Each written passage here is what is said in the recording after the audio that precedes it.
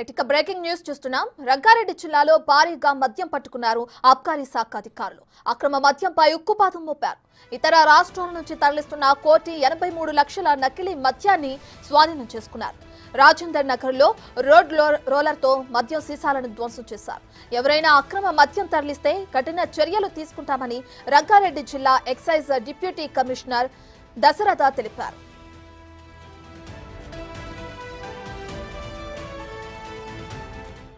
Provision excise station పరిధిలో Rangareddy division పరిధిలో ఉన్న ఎక్సైజ్ స్టేషన్ శంషాబాద్ పరిధిలో మే 23 నుంచి డిసెంబర్ 23 వరకు నమోదైనటువంటి కేసులు 686 కేసులలో సుమారు 10,222 లీటర్ల నాన్ డ్యూటీ పెయిడ్ సుంకం చెల్లించినటువంటి మద్యాన్ని ఎయిర్పోర్ట్ నుంచి అక్రమంగా తీసుకొస్తున్నటువంటి దాన్ని ఎక్సైజ్ సిబ్బంది సీజ్ చేయడము, దాని మీద కేసులు నమోదు చేయడము, అట్టి కేసుల నమోదు చేసి ప్రాసిక్యూషన్ కూడా చేస్తున్నాము. అట్ ద సేమ్ టైం దాని యొక్క ఈ వర్త్ 1,83,00,000 విలువ ఉన్నది.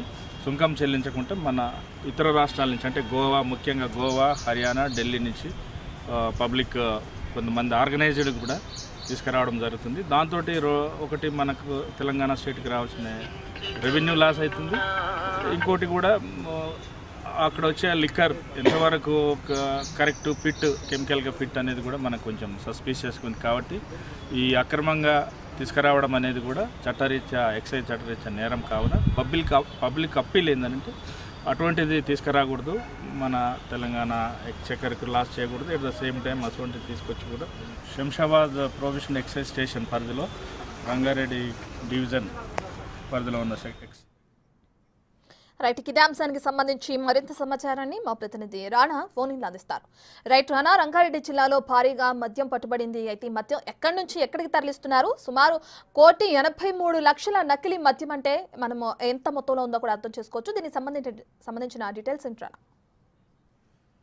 డిసెంబర్ 23వ తారీఖు నుంచి మే నెల వరకు కూడా దాదాపు ఇంత పెద్ద మొత్తంలో 1,83,00,000 అంటే మామూలు రేటు కాదు. ఇది అంత పెద్ద మొత్తంలో ఇవాళ పట్టుబడిన నేపథ్యం పడితే వాళ్ళందరూ కూడా ఇప్పటికే ఆ ఒక్క మధ్యాహ్నంతా కూడా ధ్వంసం చేశారు. అయితే వీళ్ళందరూ కూడా ఎక్కువగా డిసెంబర్ కానీ, జనవరి కానీ, మార్చి కానీ, అలాగే ఫిబ్రవరి కానీ నెలల్లో ఎక్కువగా ఈవెంట్స్ ఎక్కువ జరిగాయి హైదరాబాద్ లో. ఈ ఈవెంట్స్ కి మొత్తం ఇక్కడ నుంచి హైదరాబాద్ లో, తెలంగాణ రాష్ట్రంలో తీసుకుంటే రేట్లు ఎక్కువ ఉంటాయి కాబట్టి ఫుల్ బాటిల్స్ కానీ ఇతర మద్యం బాటిల్స్ ఈ నేపథ్యంలో ఇతర రాష్ట్రాల నుంచి అంటే ఢిల్లీ నుంచి కానీ గోవాలో అత్యంత చీప్ గా ఈ యొక్క మద్దు జరుగుతుంది. దాంతోపాటు మధ్యప్రదేశ్ కానీ, హర్యానా కానీ, వెస్ట్ బెంగాల్ లాంటి స్టేట్స్ లో చాలా తక్కువ దొరుకుతుంది. కొన్ని నకిలీ మందు కూడా దొరుకుతాయి. సో అవన్నీ కూడా వాళ్ళు తీసుకొని వచ్చారు. ఫ్లైట్ లో తీసుకొని వచ్చేప్పుడు అప్పుడు ఏదైతే విమానాశ్రయం సంబంధించిన అధికారులు కూడా పట్టుకున్న పరిస్థితి కనపడుతుంది. పట్టుకున్నప్పుడు అలా సీజ్ చేసినటువంటి మద్యం కానీ, అలాగే ఈవెంట్లలో సుంకం అంటే పన్ను చెల్లించకుండా అక్రమంగా తరలించినటువంటి ఆ మద్యం అనేది కూడా సీజ్ చేశారు. వాటంతా కూడా ఇవాళ కోర్టు అనుమతితో, పోలీసుల అనుమతి తీసుకుని ఇవాళ మొత్తం అంతా కూడా ధ్వంసం చేసినటువంటి నేపథ్యం అయితే కనపడుతుంది. అయితే దాంతో పాటు ఖచ్చితంగా ఇక మీదటి నుంచి ఇలాంటి ఈవెంట్స్ జరగాలన్నా కూడా మస్ట్ అండ్ షుడ్ గా పర్మిషన్ తీసుకోవాలి. వాళ్ళు మస్ట్ అండ్ షుడ్ గా ప్రభుత్వానికి సుంకం చెల్లించాలంటూ కూడా ఇప్పటికే అధికారులు చెప్తున్నటువంటి నేపథ్యం కనపడుతుంది. ఎందుకంటే ఈ రాజేంద్ర నగర్ లోని ఎక్సైజ్ కార్యాలయంలో రోడ్డు రోలర్ తో ఇవాళ ధ్వంసం చేశారంటే ఆ విజువల్స్ కూడా చూడొచ్చు. దాదాపు ప్రభుత్వ విలువ కలిగినటువంటి మాత్రమే అంతవరకు కనపడుతుంది 1,83,00,000. కానీ బహిరంగ మార్కెట్ లో దాని విలువ ఇంకా ఎక్కువగా ఉంటుంది. సో చూసుకుంటే దాదాపు 2 కోట్ల రూపాయల పైగానే ఉంటుందని చెప్పి ఇంత పెద్ద భారీ మొత్తంలో మద్యాన్ని ధ్వంసం చేయడం అనేది ఈ మధ్య కాలంలో మొదటిసారి అనేది కూడా అధికారులు చెప్తున్నటువంటి పరిస్థితి కనపడుతుంది.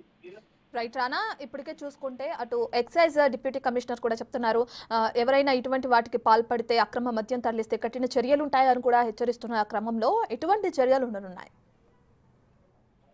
ఖచ్చితంగా ఎక్సైజ్ డిపార్ట్మెంట్ లో కొన్ని ఎఫ్ఐఆర్లు కూడా నమోదు కూడా చేశారు. ఇప్పటికే చాలా మందికి 2 సంవత్సరాల వరకు కూడా వారికి జైలు శిక్ష కూడా పడినటువంటి సందర్భాలు కూడా ఉన్నాయి. ఇప్పుడు ఎందుకంటే 686 దాకా కూడా ఈ కేసులు నమోదు చేశారు. దాంట్లో దాదాపు 10,222 లీటర్ల మధ్యన స్వాధీనం చేస్తున్నారంటే అర్థం చేసుకోవచ్చు ఎంతమంది పైన ఇలాంటి కేసులు ఉన్నాయో. దాంతోపాటు అక్రమ రవాణా చేసినటువంటి దీనిపైన కూడా కేసులు నమోదు చేశారు. వీళ్ళకందరికీ కూడా కఠిన చర్యలు ఉంటాయని కూడా చెప్తున్నారు. దాంతోపాటు దీంట్లో ముఖ్యంగా ఎవరైతే పాత్రధారి సూత్రధారి ఉంటారో అతని పైన ఎక్కువగా ఈ యొక్క కేసులు పెట్టే అవకాశం ఉంది. ఆ తీవ్రత కూడా తనపైన ఎక్కువగా ఉంది. జైలు జీవితం కూడా దాదాపు 3 సంవత్సరాల వరకు కూడా పట్టే అవకాశం ఉన్నట్టుగా మనకు సమాచారం అందుతుంది. Right, thank you Rana, thank you for the updates.